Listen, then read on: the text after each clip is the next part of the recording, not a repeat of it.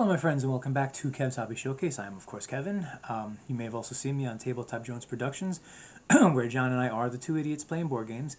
And today on the showcase I got something a little different. It's going to be first of a new segment I'm going to do, which is a bit of a story time segment. I'm going to be reading science fiction stories that I have written. And I basically, I'll give you a little background on this one. Around 2010, I was starting to do this. I was starting to write and just getting ideas down on paper, and I wrote a story that I titled Shadowman, Shadowman is the main character, and Shadowman is basically he is a character that his powers, he can move in between the shadows, and so he can like teleport from one shadow to another. It's like pretty much how I figured his powers would work, and. Originally I wrote it as a story. I didn't do anything with it for a long time, mainly because I started working a lot more. Then when work started to die down, I started diving back into my writing, and then I decided to self-publish it as a book on Amazon. And I do admit that I think I did that a bit prematurely. I probably should have edited it more, but what I've done is now I want to turn it into a serial that I do here on the showcase. So basically what I've done is I've taken each chapter, I've put it on its own as an episode, and of course I'm doing some editing to make it a lot better than it was before. So this way hopefully hopefully I can entertain you and and make it more enjoyable and keep bringing you back. Yeah, and which is pretty much the main goal, is to keep you wanting more. So so I'm basically going to call this season 0. Why season 0? Because it is going to be kind of like an origin season, I guess. And without further ado, I will give you episode 1 of Shadowman. Okay, Shadowman episode 1. In a small, musty room in a basement of a church, Professor Danny Brooker conducted his meeting. He was speaking about the fate of those who were called special, or as they had come to be called, metahumans.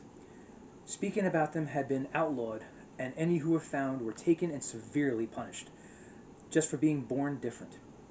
Once Danny saw that everyone was in attendance, which was a handful of people, he began his lecture.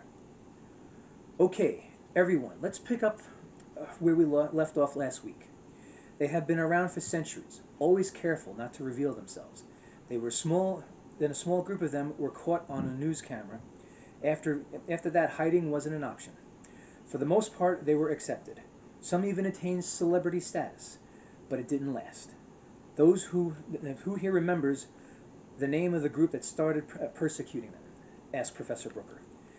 They called themselves Humanity's Last Stand before changing it to the Puritas Army, answered one of his students, a young adult in his early 20s.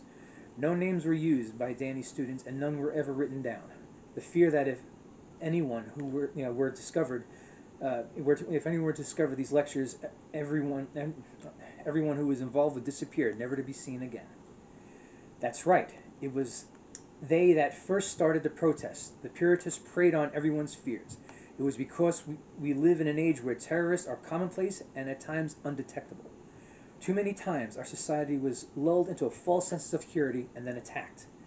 So the specials, or metahumans as they were sometimes called, had to be careful, but more often than not, it wasn't enough. But why did everyone react to them this way because of a few of us? Asked another student, a woman about 18. That's one problem out of many in our society. A small group usually commands the majority of the attention and gets their way.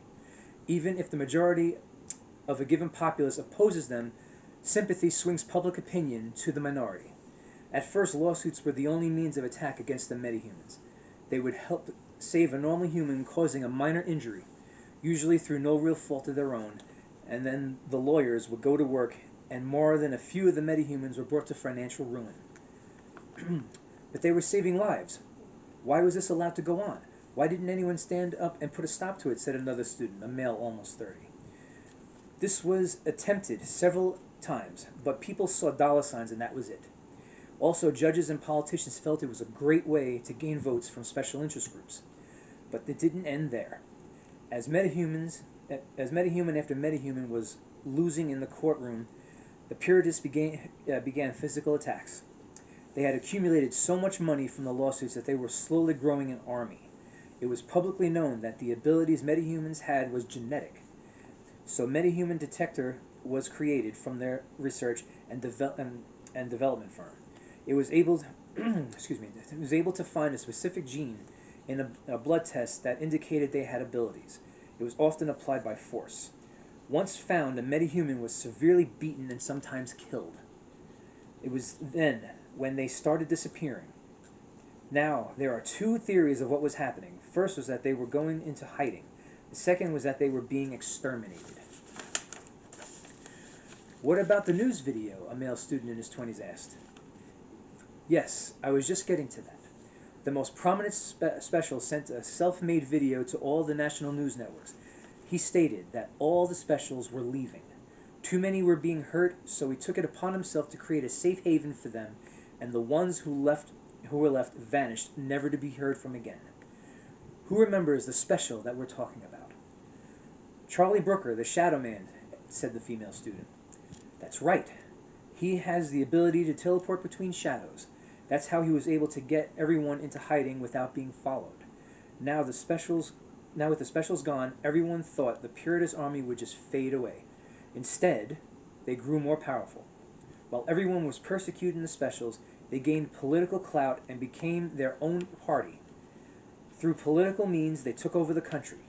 As they grew, they formed their own armed force, and through political pressure had it sanctioned by the government, basically pushing our military in favor of the Puritist forces.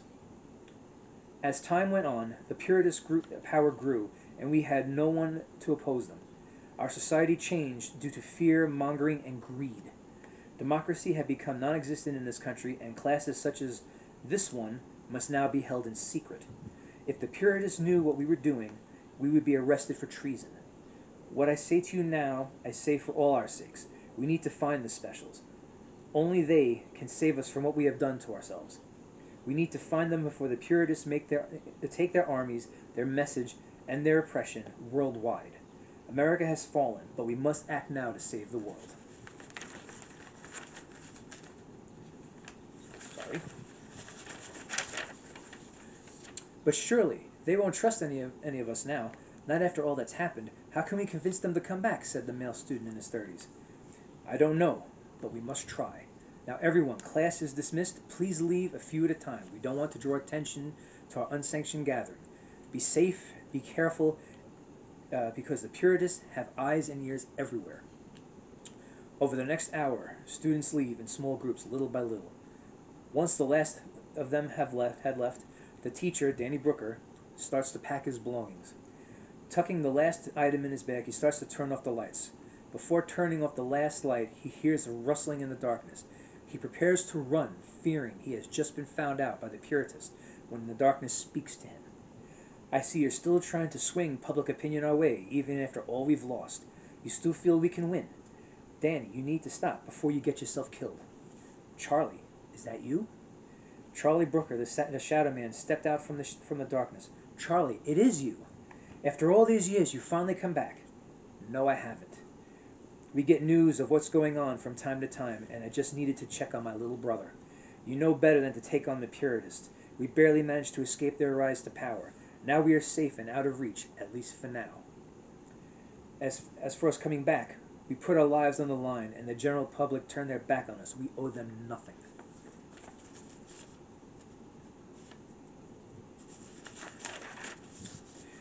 It's bigger than that now, Charlie.